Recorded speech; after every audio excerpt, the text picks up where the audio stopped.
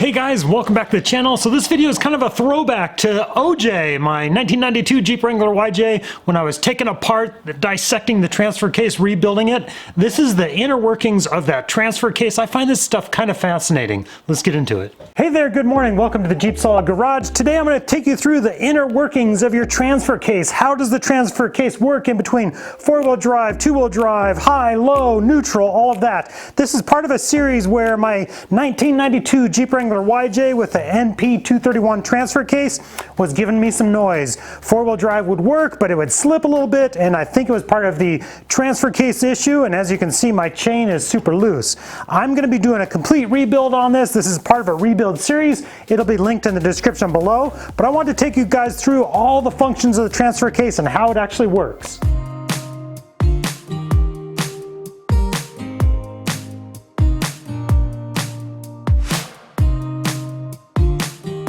And just to get you oriented with the layout of the transfer case, this is our main shaft right here. This goes to our rear drive shaft. This is the output to the rear drive shaft. Here we have our mode fork, our chain over to this sprocket, which drives the front drive shaft on the other side, which would be right down here. There's the yoke to the front drive shaft. And a second ago I mentioned this was the mode fork, and right down in there we have the range fork.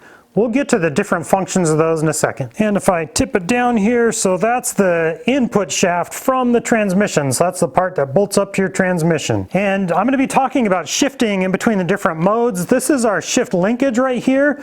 So this would be two-wheel drive, four-wheel drive, neutral, and four low. So I'll be shifting in between these while I show you guys the function on the inside. And here's a quick shot underneath. So there's our transmission, the output shaft from the transmission, that's where our transfer case bolted up.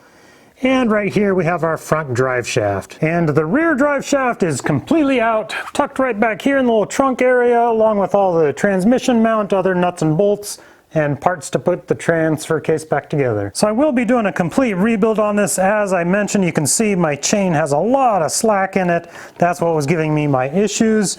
Right now we are in two-wheel drive, so turning the input side from the transmission here, we have our main shaft going through, turning our rear drive shaft. The chain is just holding still there. Our mode fork, everything is just in two-wheel drive right here. Now when I push the shift linkage back here to four-wheel drive, that is going to move this mode fork forward, which will lock these two sprockets together and put us into four-wheel drive. So let's go ahead and do that. So here we are in two-wheel drive.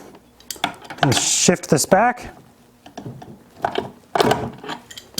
and four-wheel drive. Or I guess it'd be better if I said four high. Now if I shift back one spot farther, it moves the range fork forward and actually puts us into neutral. Now from neutral, if I slide the shift linkage back one more spot, the range fork is going to come forward, locking the two sprockets on the main shaft together again. Just like that, and now we are in four low. Now this is kind of interesting from here. If I go forward, let's see, there's neutral, that would be four high, and that would be two-wheel drive, but it's actually still stuck in four-wheel drive because that's the whole function of this spring right here that pushes on the back side of the case. Its whole job is to push that mode fork back into place, so now we can be back into two-wheel drive. A few interesting parts on the rear output shaft. So here we have the tail housing. So this part right here lines up with the opening on the housing right here, which is where your speed sensor goes. Here is my speed sensor right here, and the gears on this link up with that, and that is how you know how fast you are going. And this other set of teeth on the rear main shaft here, that actually goes to the oil pump. So you can see how this lines up just perfect like that.